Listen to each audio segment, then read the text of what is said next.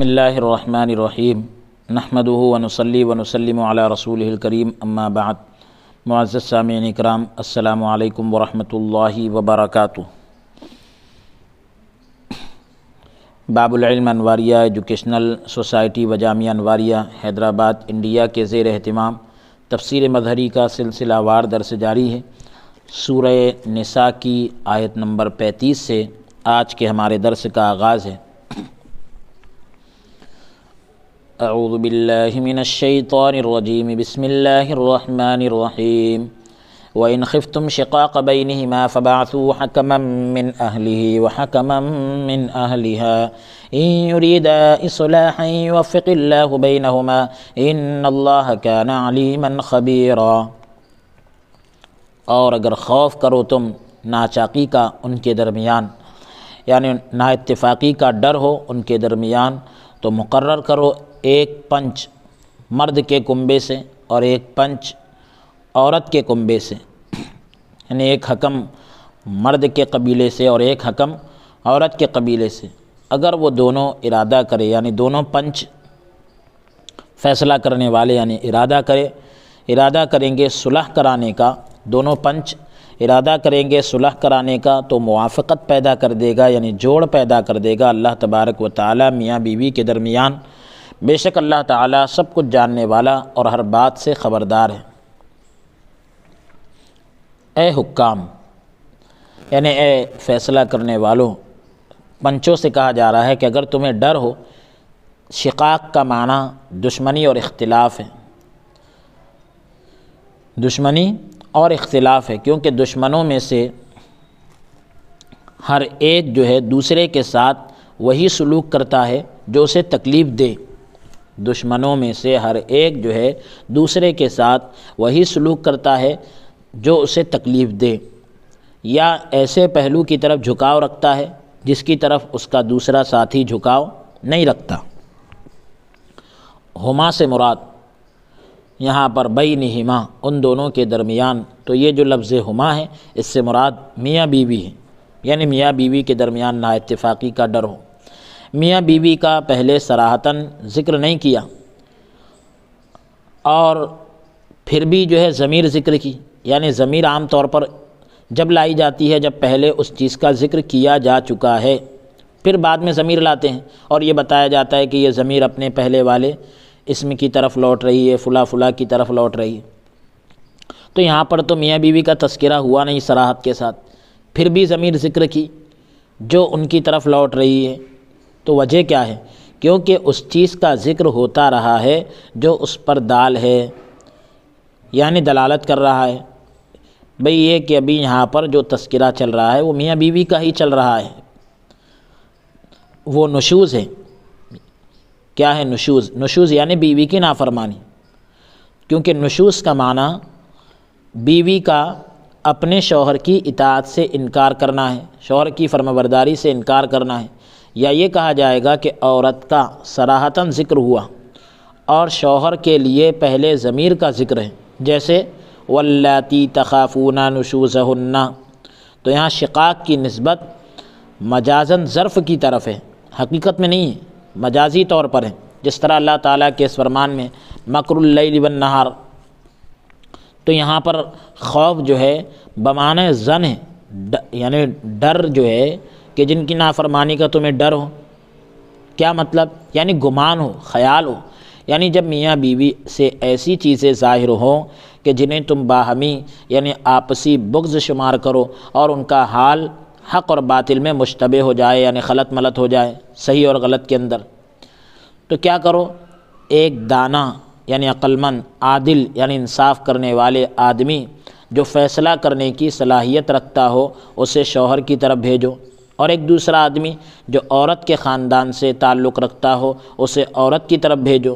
یہاں دونوں حکموں کے لیے، یعنی جو پنچ ہوتے ہیں فیصلہ کرنے والے، ان کے لیے اہل کی قید ذکر کی ہے، حکما من اہلہ و حکما من اہلیہ، اہل میں سے ہونا چاہیے، کنبے میں سے ہونا چاہیے، خاندان سے ہونا چاہیے۔ اس کی وجہ کیا ہے؟ کیونکہ قریبی رشتہ دار حقیقی صورتحال سے زیادہ واقف ہوتے ہیں، ان کو صحیح سچویشن کا پتہ ہوتا ہے اور صلح کی زیادہ خواہش رکھتے ہیں۔ یعنی جوڑنے کی زیادہ خواہش وہ قریبی رشتہ دار رکھیں گے، یہ قید استحباب کے لیے، یعنی یہاں پر جو قید لگائی گئی کہ وہ اہل میں سے ہونا چاہیے، تو یہ کوئی فرض اور واجب نہیں ہے، ہاں مستحب ہے کہ بھئی اہل میں سے ہونا چاہیے، کنبے میں سے ہونا چاہیے، ورنہ اجنبی بھیج دیں تب بھی جائز ہے۔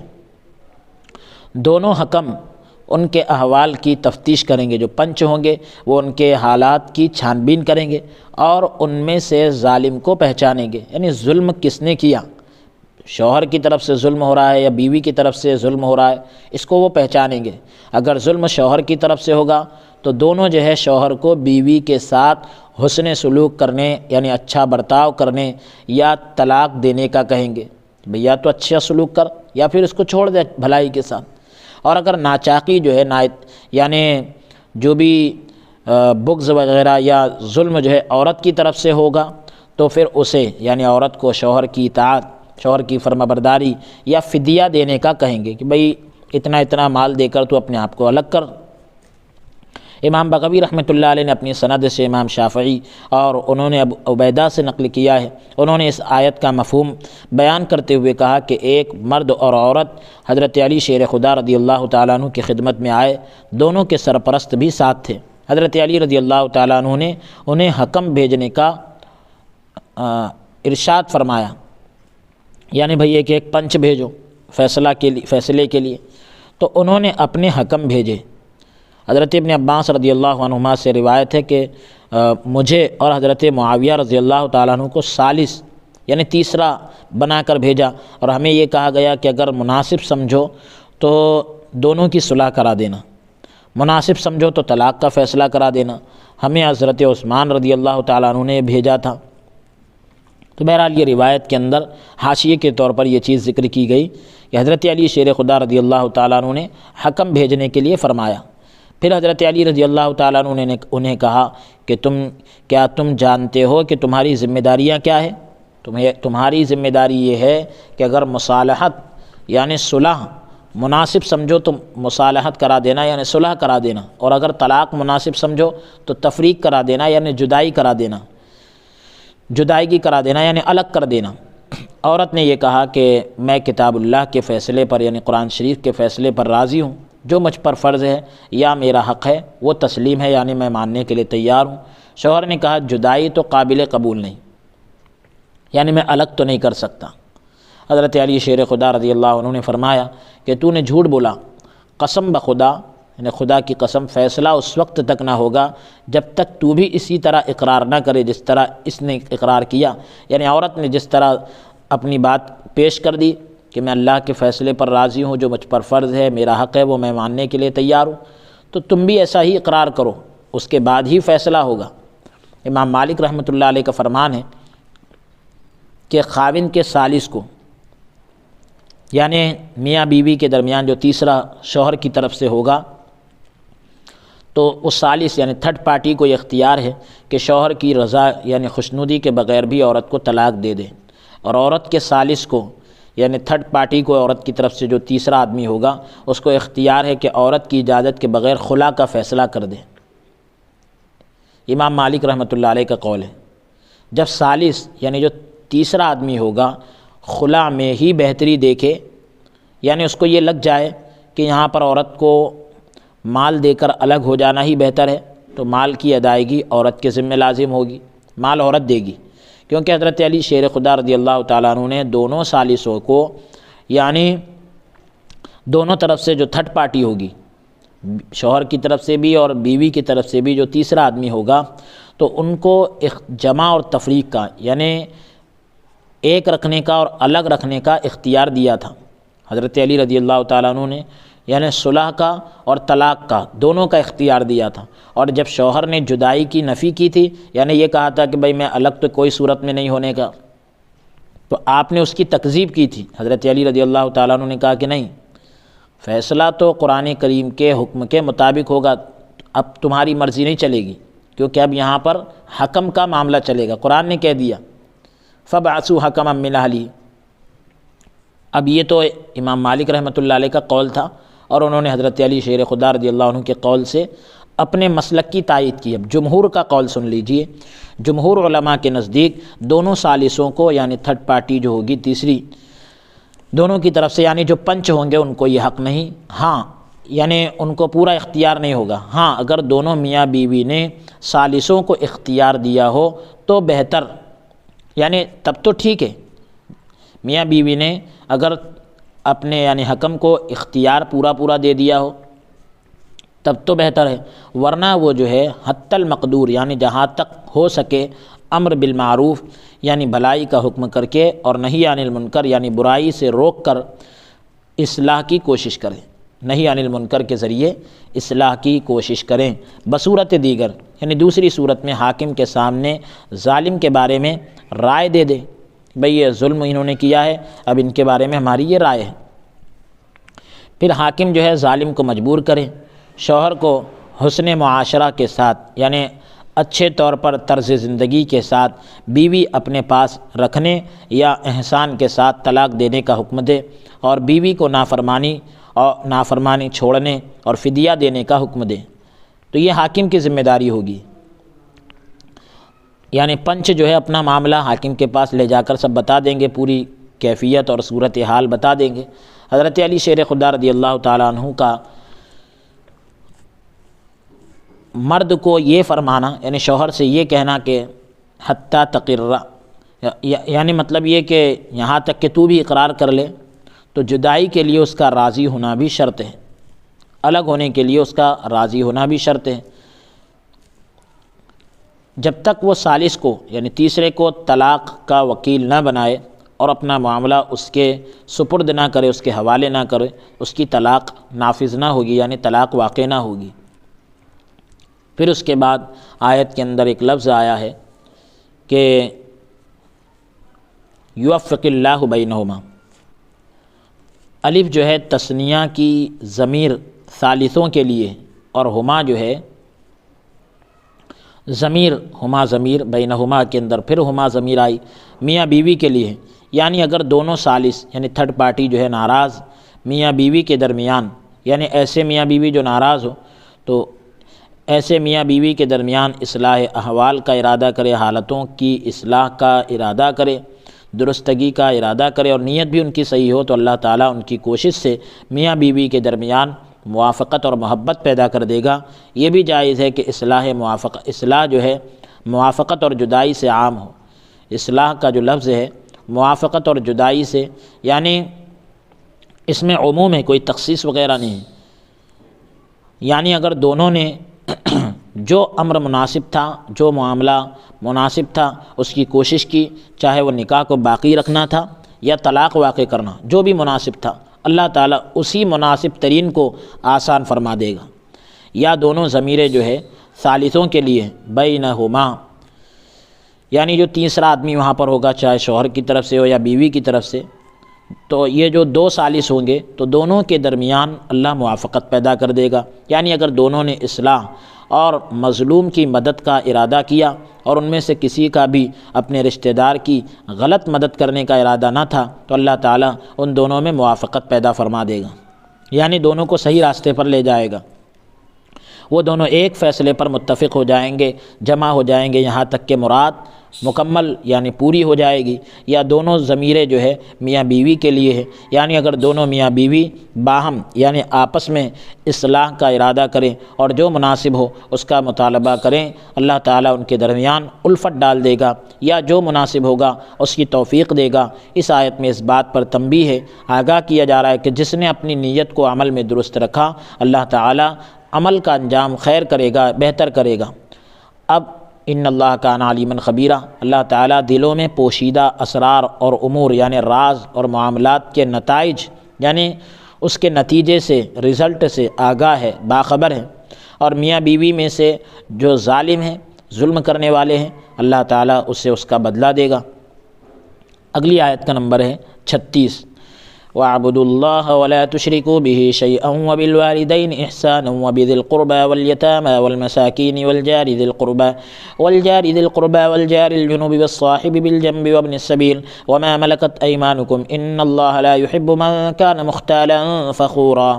اور عبادت کرو اللہ تعالیٰ کی اور نہ شریک بناؤ اس کے ساتھ کسی کو، اور والدین کے ساتھ اچھا برتاؤ کرو، اچھا سلوک کرو، نیز یعنی ساتھ ہی جو ہے رشتہ داروں اور یتیموں اور مسکینوں اور پڑوسی جو رشتہ دار ہیں اور پڑوسی جو رشتہ دار نہیں اور ہم مجلس یعنی ساتھ بیٹھنے والے اور مسافر اور جو تمہارے قبضے میں ہیں، یعنی غلام باندیا جو تمہارے قبضے میں ہیں۔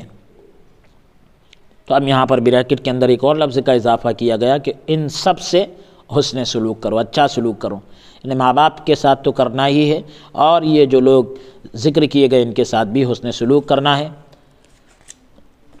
پھر اس کے بعد اللہ تعالیٰ نے فرمایا ان اللہ لا يحب من کان مختالا فخورا، بے شک اللہ تعالیٰ پسند نہیں کرتا اس کو جو مغرور ہو یعنی تکبر کرتا ہو اور جو فخر کرنے والا ہو، بڑائی یعنی کرنے والا ہو، بڑائی بیان کرنے والا ہو، اپنے آپ کو بہت زیادہ بڑا سمجھنے والا ہو۔ اب دیکھیے آپ وَاعْبُدُوا اللَّهَ وَلَا تُشْرِكُوا بِهِ شَيْئًا، عبادت کرو اللہ تعالیٰ کی۔ صحیح میں ہے کہ عبودیت سے مراد عاجزی کا اظہار ہے، بندگی سے مراد اللہ کی عبادت کرو، تو اس سے کیا مراد ہے؟ عاجزی یعنی اپنی بے بسی کا اظہار کر دے بندہ، اپنے آپ کو عاجز ثابت کر دے اللہ کی بارگاہ میں کہ میں عاجز ہوں اللہ، تو ہی قادر ہے مطلب۔ تو عبادت جو ہے عبودیت سے بھی بلیغ ہے، کیونکہ یہ انتہا درجے کی عاجزی ہے، آخری درجے کی عاجزی۔ اس کا مستحق وہی ہو سکتا ہے جس میں حد درجے کی عظمت اور احسان اور فضل پایا جائے۔ میں کہتا ہوں قاضی ثناء اللہ پانی پتی رحمۃ اللہ علیہ فرماتے ہیں یہی وجہ ہے کہ عبادت میں اللہ تعالیٰ کے ساتھ کسی کو شریک ٹھہرانے سے منع کیا گیا ہے، روکا گیا ہے، کیونکہ اس میں آخری درجے کی عظمت اور احسان اور فضل پایا جاتا ہے، تبھی تو جو ہے وہ عبادت بنتی ہے۔ شیئا ولا تشرکوا بہ شیئا، اس کے ساتھ کسی کو شریک نہ کرو۔ شیئن جو ہے مفعول بہ ہونے کی حیثیت سے منصوب ہے، اور یہاں تنوین جو ہے شیئن میں جو تنوین ہے حقارت بیان کرنے کے لیے ہے کہ اللہ کے ساتھ تم کسی کو شریک کرو گے کوئی بھی چیز تو بہت حقیر ہوگی، اس میں انہیں شرمندہ کرنا ہے، یعنی تم اس کے ساتھ کسی حقیر یعنی کمتر چیز کو شریک نہ ٹھہراؤ، جبکہ اس کی کبریائی غیر متناہی ہے، یعنی اس کی بڑائی کی کوئی انتہا نہیں، کیونکہ ممکنات میں سے ہر چیز واجب کے مقابلے میں بہت حقیر ہے۔ یہ ایک علم کلام کی بحث ہے، ممکنات میں سے ہر چیز واجب کے مقابلے میں بہت حقیر ہے، بہت تھوڑی سی ہے، بہت کم تر ہے، یا یہ مفعول مطلق ہونے کی حیثیت سے منصوب ہے، یعنی تم اس کے ساتھ کسی قسم کا بھی شرک نہ کرو، یعنی شرک خفی نہ شرک جلی، یعنی چاہے کسی بھی قسم کا شرک ہو، بندہ جسے شرک بھی نہیں سمجھتا، شرک خفی پوشیدہ طور پر جو شرک ہو جاتا ہے، شرک جلی یعنی کھلم کھلا جو شرک ہوتا ہے۔ تو عبادت کی دو قسمیں ہیں، نمبر ایک اضطراری ممکنات میں سے کسی چیز کے لیے، اضطراری یعنی جو مجبوری والی ہوتی ہے کیفیات، تو اس ممکنات میں سے کسی چیز کے لیے بھی اس سے انحراف ممکن نہیں، یعنی منہ موڑنا ممکن نہیں، سب اس کے احکام تکوینیہ کے سامنے، یعنی اللہ تبارک و تعالیٰ کے احکام تکوینی جو ہے کہ کن فیکون والا جو معاملہ ہے اس کے سامنے مسخر ہے، یعنی اپنے آپ کو جھکائے ہوئے ہیں۔ یہ ایک تو قسم ہو گئی عبادت کی۔ عبادت کی دوسری قسم ہے اختیار کے ساتھ عبادت کرنا۔ آیت کریمہ میں اسی کا حکم دیا گیا، یہاں اس سے مراد اس کے احکام کی تعمیل یعنی اس کے حکم پر عمل کرنا، اور منہی عنہ یعنی جس چیز سے اس نے روکا ہے اس سے رک جانا۔ صوفیہ اکرام نے فرمایا عبادت کا معنی یہ ہے کہ انسان اپنے آپ کو احکام کی تعمیل یعنی حکم پر عمل کرنے میں معدوم الارادہ اور معدوم الاختیار بنا دے، مطلب یہ کہ جس کا ارادہ نہ ہو اور جس کا اختیار نہ ہو، تو بندہ اپنے آپ کو ایسا بنا دے جس طرح اس کی مثال دی جا رہی ہے، میت جو ہے غسل دینے والے کے سامنے ہوتی ہے، اسی طرح وہ اللہ تعالیٰ کے فیصلے پر راضی ہو، بندہ بھی جو ہے اللہ کے فیصلے پر راضی ہو، یہاں تک کہ امور مکلفہ یعنی جن کاموں کا پابند بنایا گیا، اور امور تکوینیہ یعنی جو احوال اللہ تعالیٰ کے حکم تکوینی سے ہوتے ہیں، تو اس کے لیے ایک طرح کے ہو جائے۔ اللہ تعالیٰ کا فرمان ہے وَمَا كَانَ لِمُؤْمِنٍ وَلَا مُؤْمِنَةٍ إِذَا قد اللہ ورسولہ امرا یکون لہم الخیارۃ من امرہم، یعنی کسی مسلمان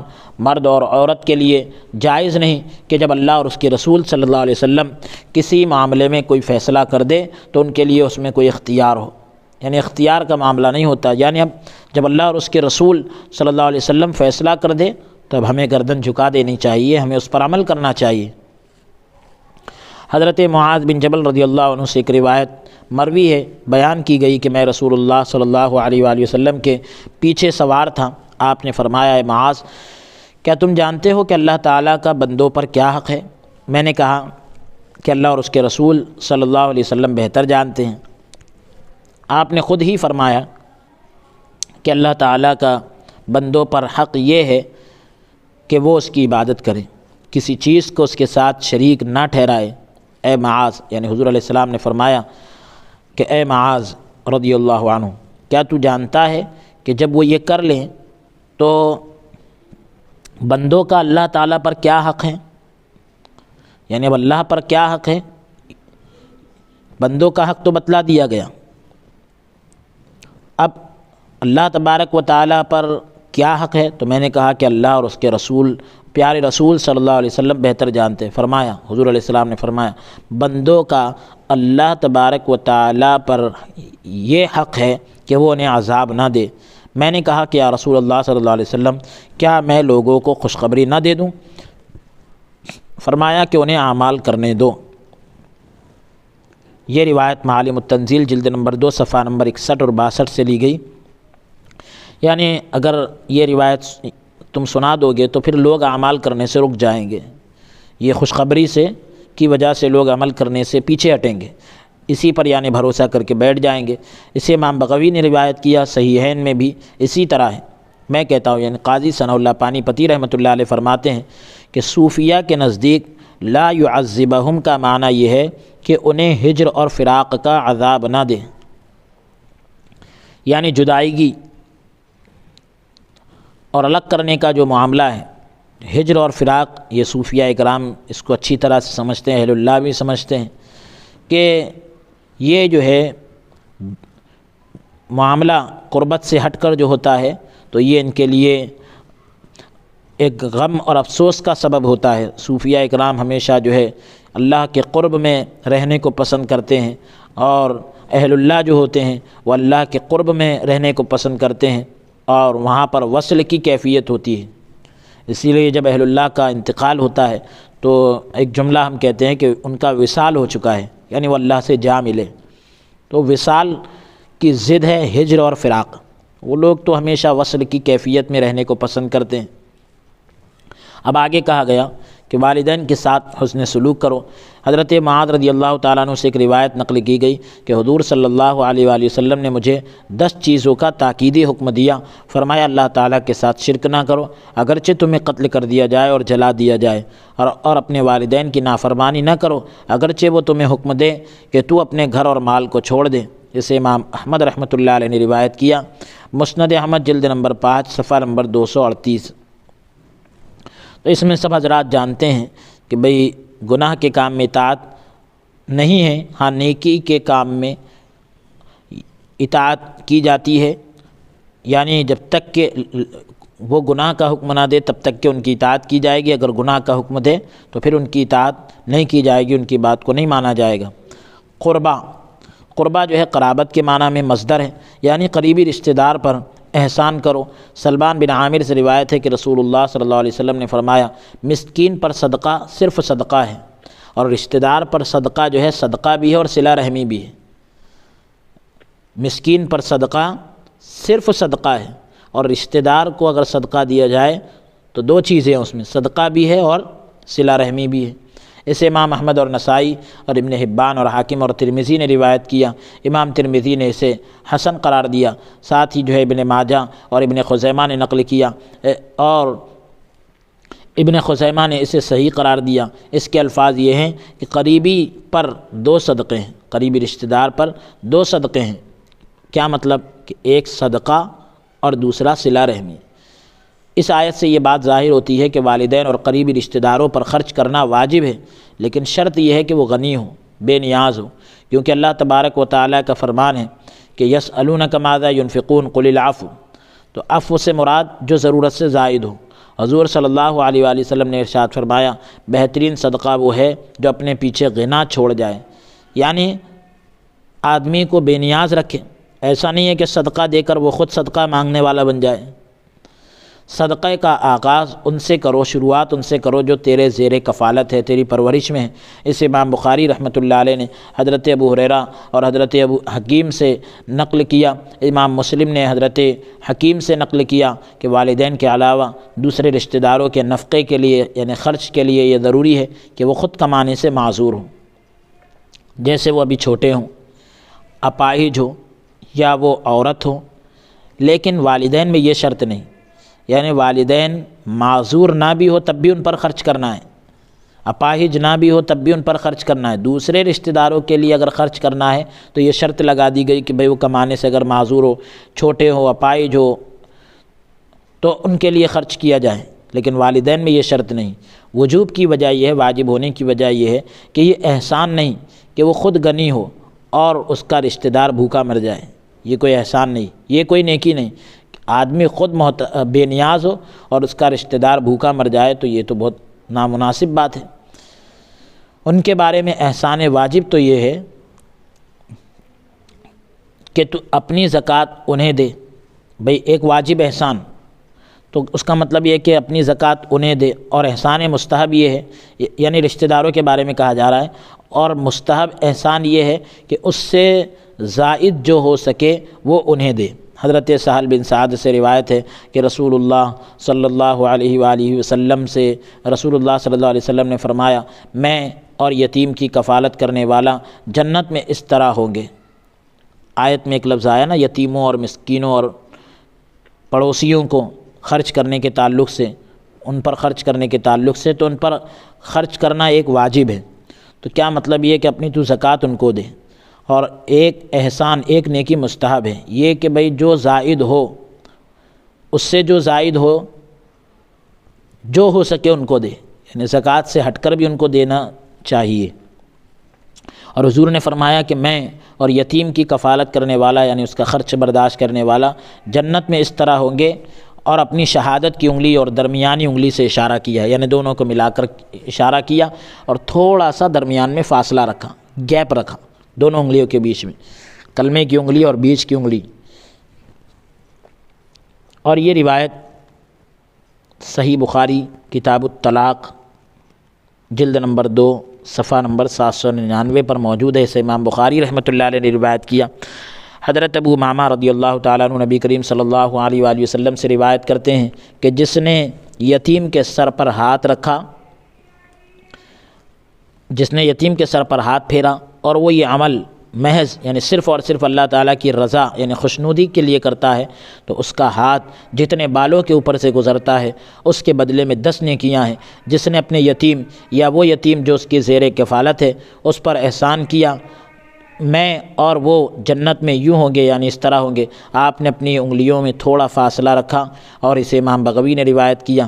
پھر اس کے بعد ہے کہ والجار ذی القربہ، قریبی پڑوسی، یا وہ پڑوسی اور رشتہ دار بھی ہو، یا پڑوسی اور دینی بھائی ہو۔ والجار الجنوب، دور کا پڑوسی، یا ایسا پڑوسی جو رشتہ دار نہ ہو، یا پڑوسی ہو لیکن دین یعنی مذہب مختلف و الگ ہو۔ حضرت جابر بن عبداللہ رضی اللہ تعالیٰ عنہ سے روایت ہے کہ رسول اللہ صلی اللہ علیہ وسلم نے فرمایا پڑوسی 3 ہیں، یعنی 3 طرح کے ہیں۔ ایک پڑوسی کے 3 حقوق ہوتے ہیں۔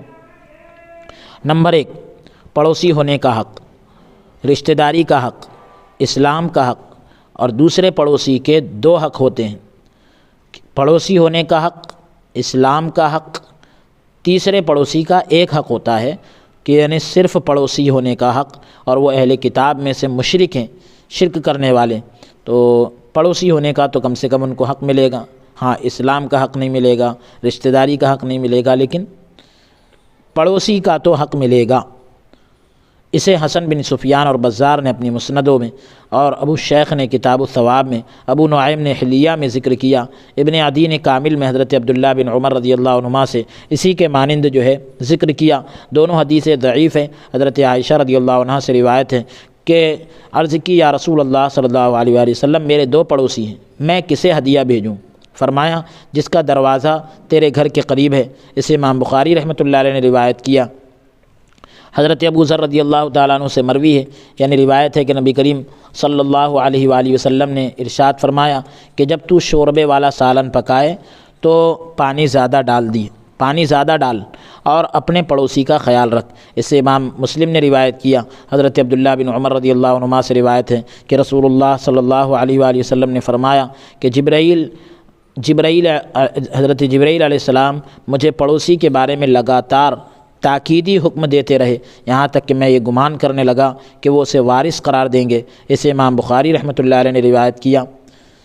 پھر اس کے بعد والصاحب بالجنب وابن السبیل، ابن عباس، اکرمہ اور مجاہد اور قتادہ نے کہا کہ اس سے مراد سفر کا ساتھی، اور ابن جریج اور ابن زید نے کہا کہ جو نفع کی یعنی فائدے کی غرض سے، فائدے کی نیت سے تیرے ساتھ رہے۔ اس صورت میں شاگرد اور استاد بھائی مراد ہوگا، یعنی اپنے استاد کا جو بھی شاگرد ہوگا وہ بھی مراد ہوگا۔ اور حضرت علی، عبداللہ اور ابراہیم نخعی نے کہا کہ اس سے مراد بیوی ہے جو مرد کے پہلو کے ساتھ ہوتی ہے، اور یہ روایت معالم التنزیل جلد نمبر 2 صفحہ نمبر 63 سے لی گئی۔ ایک بات یہ بھی کہی گئی کہ اس سے مراد مسافر ہے، ساتھ ہی جو ہے اکثر علماء نے کہا کہ اس سے مراد مہمان ہیں۔ ابو شریح خزاعی سے روایت ہے کہ نبی کریم صلی اللہ علیہ وآلہ وسلم نے فرمایا جو اللہ تعالیٰ اور روز جزا یعنی قیامت پر ایمان رکھتا ہے وہ اپنے پڑوسی پر احسان کرے، جو اللہ اور قیامت کے دن پر ایمان رکھتا ہے وہ اپنے مہمان کی عزت کرے، جو اللہ اور آخرت کے دن پر ایمان رکھتا ہے وہ اچھی بات کہے یا خاموش رہے۔ یہ بھی جو ہے معالم التنزیل جلد نمبر 2 صفحہ نمبر 63 پر موجود ہے۔ اسے امام بغوی رحمۃ اللہ علیہ نے روایت کیا۔ صحیحین میں ابو شریح کعبی سے روایت ہے کہ رسول اللہ صلی اللہ علیہ وآلہ وسلم نے فرمایا کہ جو اللہ تعالیٰ اور قیامت کے دن پر ایمان رکھتا ہے وہ ایک دن اس کی تعظیم بجا لائے، یعنی اس کی تعظیم کرے۔ کس کی؟ مہمان کی۔ ضیافت جو ہے 3 دن ہے، اس کے بعد صدقہ ہے، یعنی 3 دن تو کرنا ہے اور اس کے بعد پھر اپنی طرف سے کرنا چاہے تو وہ نفل کہلائے گی۔ اور یہ روایت بھی معالم التنزیل جلد نمبر 2 صفحہ نمبر 63 پر موجود ہے۔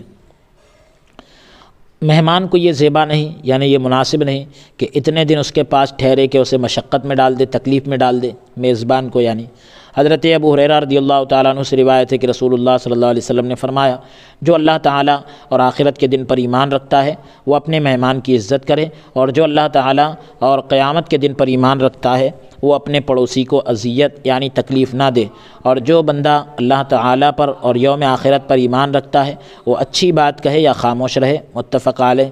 صحیح بخاری کتاب الادب جلد نمبر 2 صفحہ نمبر 890۔ پھر اس کے بعد ہے وما ملکت ایمانکم، جو تمہارے ملکیت میں ہے، اس سے مراد جو ہے غلام اور باندیاں ہیں۔ میں کہتا ہوں، یعنی قاضی ثناء اللہ پانی پتی رحمۃ اللہ علیہ فرما رہے ہیں کہ اس میں چوپائے بھی داخل ہیں، یعنی جو جانور وغیرہ ہوتے ہیں پالتو جانور وہ بھی اس میں آتے ہیں۔ حضرت ابو ہریرہ رضی اللہ عنہ سے روایت ہے کہ رسول اللہ صلی اللہ علیہ وسلم نے فرمایا غلام کا حق اس کا کھانا، اس کا لباس، اور اسے ایسے عمل کا مکلف نہ بنانا، یعنی ایسے کام کا پابند نہ بنانا جس کی وہ طاقت نہیں رکھتا۔ اسے امام مسلم نے روایت کیا، یعنی یہ بھی غلام کا حق ہے کہ اسے ایسے کاموں کا پابند نہ بنایا جائے جس کی وہ طاقت نہیں رکھتا۔ حضرت ابو ذر رضی اللہ تعالیٰ عنہ سے روایت ہے کہ رسول اللہ صلی اللہ علیہ وآلہ وسلم نے فرمایا کہ تمہارے وہ بھائی ہیں۔ حضور نے کیا فرمایا غلاموں کے تعلق سے؟ وہ تمہارے بھائی ہیں جن کا اللہ تعالیٰ نے تمہیں مالک بنا دیا ہے۔ اللہ تعالیٰ جس بھائی کو اس کی ملکیت میں دے تو جو خود کھاتا ہے اسے وہی کھلائے، جو خود پہنتا ہے اسے وہی پہنائے، اسے ایسے امر یعنی ایسے کام کا مکلف یعنی پابند نہ بنائے جو اس پر شاق ہو یعنی دشوار ہو۔ اگر اسے مشکل کام کی ذمہ داری دیتا ہے تو خود بھی اس کی مدد کرے۔ متفق علیہ۔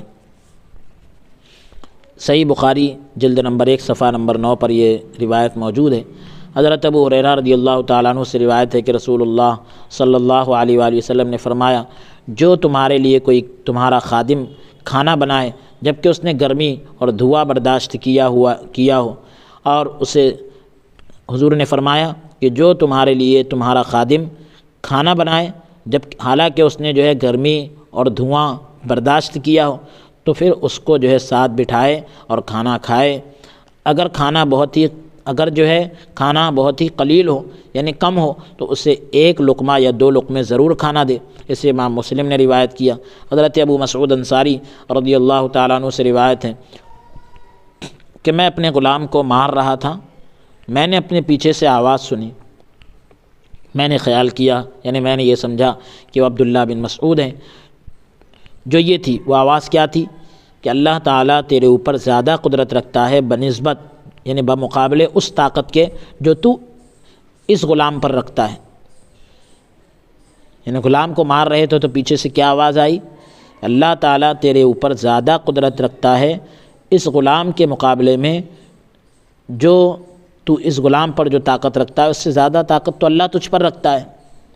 میں پیچھے متوجہ ہوا، پیچھے پلٹ کر دیکھا تو وہ رسول اللہ صلی اللہ علیہ وسلم تھے۔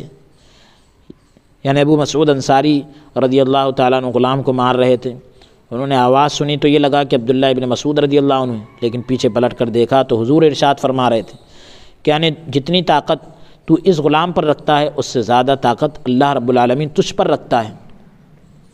میں نے کہا کہ یا رسول اللہ صلی اللہ علیہ وسلم، یہ اللہ تعالیٰ کی رضا کی خاطر آزاد ہے، یعنی اللہ کی خوشنودی کے لیے میں اس کو آزاد کرتا ہوں۔ سبحان اللہ۔ فرمایا کہ اگر تو ایسا نہ کرتا تو آگ تجھے ضرور مس کرتی، یعنی اگر تو اس کو آزاد نہ کرتا تو تجھے آگ ضرور چھوتی۔ اسے امام مسلم نے روایت کیا۔ حضرت ام سلمہ سے روایت ہے کہ نبی کریم صلی اللہ علیہ وسلم اپنے مرض موت میں یعنی جس بیماری میں آپ دنیا سے وصال فرمائے تو پردہ کیے تو فرماتے تھے حضور علیہ السلام کہ نماز کو لازم پکڑو اور اپنے غلاموں کا خیال رکھو۔ مسند احمد جلد نمبر 1 صفحہ نمبر 78 پر یہ روایت موجود ہے۔ اسے بیہقی نے شعب الایمان میں روایت کیا۔ امام احمد اور ابو داؤد نے حضرت علی رضی اللہ عنہ سے اسی کے مانند روایت کیا، اور حضرت جابر رضی اللہ تعالیٰ عنہ حضور صلی اللہ علیہ وآلہ وسلم سے روایت کرتے ہیں، فرمایا 3 چیزیں جس میں ہوں اللہ تعالیٰ اس کی موت کو آسان فرما دے گا اور اسے جنت میں داخل کرے گا۔ کمزور کے ساتھ نرمی، والدین پر شفقت اور غلام پر احسان۔ جامع ترمذی جلد نمبر 2 صفحہ نمبر 72۔ اسے امام ترمذی رحمۃ اللہ علیہ نے روایت کیا۔ حضرت عبداللہ بن عمرو رضی اللہ تعالیٰ عنہ سے روایت ہے کہ ایک آدمی حضور صلی اللہ علیہ وآلہ وسلم کی بارگاہ اقدس میں حاضر ہوا، عرض کی کہ یا رسول اللہ صلی اللہ علیہ وسلم، ہم خادم کو کتنی دفعہ معاف کریں، کتنی مرتبہ معاف کریں؟ حضور خاموش رہے۔ پھر اس نے اپنی بات دہرائی، آپ پھر بھی خاموش رہے۔ جب تیسری مرتبہ اس نے بات دہرائی تو آپ نے فرمایا ہر دن 70 مرتبہ اسے معاف کرو۔ اللہ اکبر۔ یعنی سوال کیا گیا کہ ہم خادم کو کتنی مرتبہ معاف کریں تو حضور خاموش رہے، اس نے بات دہرائی، پھر پوچھا کہ کتنی مرتبہ معاف کرے، حضور پھر بھی خاموش رہے۔ تیسری مرتبہ جب اس نے پوچھا حضور نے فرمایا 1 دن میں 70 مرتبہ اسے معاف کر دو۔ اسے امام ترمذی رحمۃ اللہ علیہ نے روایت کیا۔ ابو داؤد نے حضرت عبداللہ بن عمر اور حضرت سہل بن حنظلہ رضی اللہ تعالیٰ عنہما سے روایت کیا کہ فرمایا کہ رسول اللہ صلی اللہ علیہ وآلہ وسلم ایک اونٹ کے پاس سے گزرے جس کی پیٹ سے لگی ہوئی تھی، یعنی بہت کمزور تھا۔ تو رسول اللہ صلی اللہ علیہ وآلہ وسلم نے فرمایا بے زبان چوپایوں کے بارے میں، بے زبان یعنی بے زبان جانوروں کے بارے میں اللہ تعالیٰ سے ڈرو، یہ سواری کے قابل ہوں تو سوار ہو جاؤ، چھوڑنے کے قابل ہو تو انہیں چھوڑ دو۔ یعنی اب ایسا لگتا ہے کہ اب یہ سواری کرنے جیسے نہیں ہیں تو ان کو چھوڑ دو۔ اس سے ابو داؤد نے روایت کیا۔ حضرت ابو ہریرہ رضی اللہ تعالیٰ عنہ سے روایت ہے کہ رسول اللہ صلی اللہ علیہ وآلہ وسلم نے فرمایا کیا میں تمہیں سخت برے آدمی کے بارے میں نہ بتاؤں؟ تو وہ ہے یعنی سخت برا آدمی وہ ہے جو تنہا کھاتا ہے، یعنی اکیلے کھاتا ہے، اپنے غلام کو مارتا ہے، اپنا عطیہ روکتا ہے، یعنی اپنے دینے کو روکتا ہے۔ اسے رزین نے روایت کیا۔ حضرت ابو سعید خدری رضی اللہ عنہ سے روایت ہے کہ رسول اللہ صلی اللہ علیہ وسلم نے فرمایا جب تم میں سے کوئی اپنے خادم کو مارے وہ اللہ تعالیٰ کو یاد کرے، بس اپنے ہاتھ کو روک لو۔ اسے امام ترمذی رحمۃ اللہ علیہ نے روایت کیا۔ یعنی بندہ یہ یاد کرے کہ میں اللہ تعالیٰ کی کتنی نافرمانی کرتا ہوں اور اللہ تعالیٰ مجھے کتنا درگزر کرتا ہے، کتنا معاف کرتا ہے، تو اللہ کو یاد کر کے اپنے ہاتھوں کو روک لو، یعنی خادموں کو، غلاموں کو اس طرح نہ مارو۔ امام ترمذی رحمۃ اللہ علیہ نے اس روایت کیا، جامع ترمذی جلد نمبر 2 صفحہ نمبر 17 پر یہ روایت موجود ہے۔ اب اس کے بعد یہ ہے کہ اللہ تبارک و تعالیٰ سے وہ بغض رکھتا ہے، وہ بندہ اللہ تبارک و تعالیٰ سے بغض رکھتا ہے۔ ان اللہ لا يحب من کان مختالا فخورا، یہ بتلایا گیا کہ اللہ تعالیٰ پسند نہیں کرتا مغرور کو، فخر کرنے والے کو، یعنی وہ اللہ تعالیٰ سے، یا یہ کہہ لیجئے کہ اللہ تبارک و تعالیٰ بغض رکھتا ہے یعنی ناپسند کرتا ہے کیسے آدمی کو؟ مغرور کو، جو تکبر کرتا ہو۔ یہاں عدم حب کا ذکر کیا، یعنی محبت نہیں کرتا یہ کہا گیا، اور مراد بغض لیا، مراد اس سے نفرت لی گئی۔ اللہ تعالیٰ محبت نہیں کرتا یعنی کیا کرتا ہے اللہ رب العالمین؟ نفرت فرماتا ہے ایسے لوگوں سے جو متکبر ہو، تکبر کرتے ہوں، اپنے رشتہ داروں اور پڑوسیوں اور ساتھیوں سے سختی کرتا ہو اور ان کی طرف توجہ تک نہ کرتا ہو اور ان پر فخر کرتا ہو، یعنی اپنے آپ کو بڑا سمجھتا ہو۔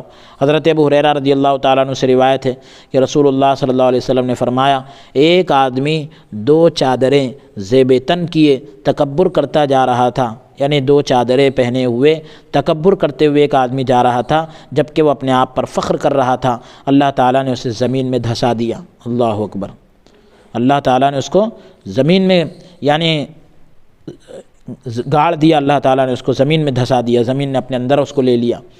وہ قیامت تک اسی طرح دھستا جائے گا۔ اللہ اکبر، قیامت تک اسی طرح یعنی زمین میں دھستا جائے گا۔ یہ روایت معالم التنزیل جلد نمبر 2 صفحہ نمبر 64 پر ہے۔ حضرت عبداللہ بن عمر رضی اللہ تعالیٰ عنہما سے روایت ہے کہ رسول اللہ صلی اللہ علیہ وسلم نے فرمایا، اللہ تعالیٰ قیامت کے دن اس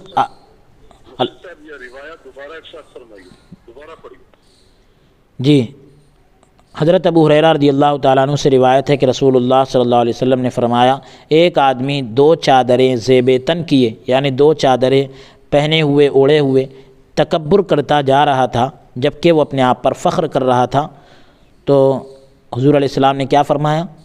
اللہ تعالیٰ نے اسے زمین میں دھسا دیا، اس آدمی کو زمین میں دھسا دیا، وہ قیامت تک اسی طرح دھستا جائے گا، یعنی اندر جاتا رہے گا۔ اور یہ روایت معالم التنزیل جلد نمبر 2 صفحہ نمبر 64 پر ہے۔ حضرت عبداللہ بن عمر رضی اللہ عنہما سے روایت ہے کہ رسول اللہ صلی اللہ علیہ وسلم نے فرمایا، اللہ تعالیٰ قیامت کے دن اس آدمی کی طرف نظر رحمت نہیں فرمائے گا جس نے تکبر کرتے ہوئے اپنی چادر کو گھسیٹا۔ متفق علیہ، یعنی تکبر کرتے ہوئے اور چادر اس کی زمین پر گھسٹتے ہوئے جا رہی ہے، تو ایسے آدمی پر اللہ تعالیٰ نظر رحمت نہیں فرمائے گا۔ صحیح بخاری جلد نمبر 2 صفحہ نمبر 860 پر یہ روایت موجود ہے۔ عیاض بن حمار